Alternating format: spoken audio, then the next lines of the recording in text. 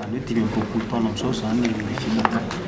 Ny zavatra azo ambara zany dia efa mahenika ny faritra folo eran'ny Madagasikara i fifatana, ary misy membre 7,7 sy ity zany ankehitriny. Maro ireo zava-bita izay efa nataon'ny fifatana zany.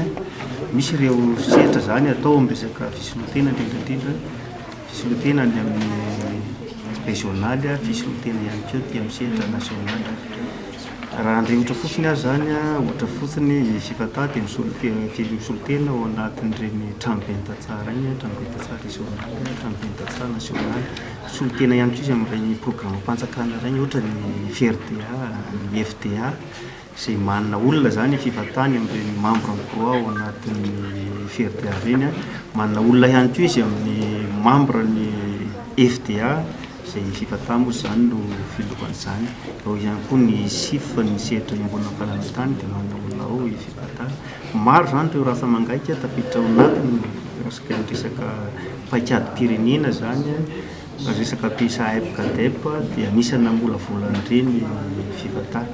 Misy ihany koa ireo tolotra raha mivantana zany izay ny fifatana ireo membre, dia mahakasika ny resaka ohatra fotsiny resaka fananantany, resaka fampiofanana, eo ny resaka mahakasika amin'ny fahasalaman'ny biby. Izany hoe ireo rehetra ireo zany dia miainga avy any amin'ny filan'ireo tantsaha mpikambana ao anivon'ny fifatana. Dia fifatana no mamaly an'ireny filana ireny, mijery an'ireo mpiara-miombona antoka na ara-teknika io na ara-bola, mifanandrify amin'izay filana izay.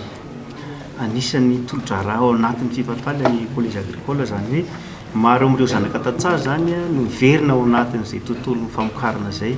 Dia rehefa miverina ao anatin'ny tontolon'ny famokarana zanakan'ireo tantsaha ireo dia nahatsapa fifatana fa tsara ohatra mba hamafisina ilay fahaiza-manaony, mba tena hamatianina azy zany ao anatin'ny sehatra famokarana izay ataony.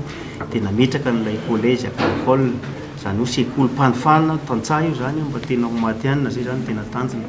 4 zany misy eran'ny Madagasikara, dia any amin'ny faritra Sofia, dia any amin'ny faritra Haute-Matsiatra, dia faritra Moromane, ary any amin'ny faritra Menabe. Efa mikiasakasa ihany koa zao ilay collège fahadimy izay apetraka any amin'ny faritra Anotramangoro. Maro ireo olana zany tsy ahatongavana any amin'ny sehatra mahamatianina zany.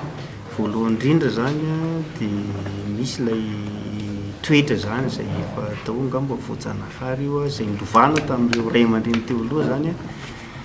Dia ao amin'ilay resaka famokarana nentim-pahazarana, dia ny fiovana ao amin'io zany amin'ilay efa ara-teknika zay zany tena sakana voalohany indrindra.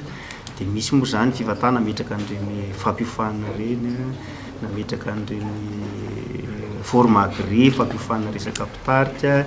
Misy an'ireo CFL izay fitoeram-panofanana ihany koa mahakasika ny hazo fihinam-bosy légume.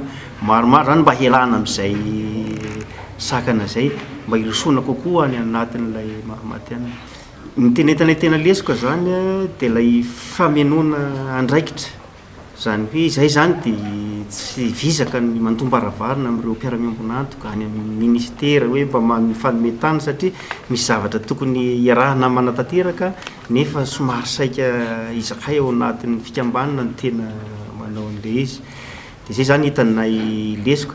Dia ny vahaolana zany dia efa misehatra ao anatin'ireny mandray anjara ao anatin'ireny atrika asa sy ana ireny zany fifatana, mamaha an'izay olona izay, manao amin'ny rehetra mihaja zany, mampiditra soso-kevitra, mandroso hevitra ihany koa, mamaha olana ao anivon'ilay tsy fitovizana fomba fijery.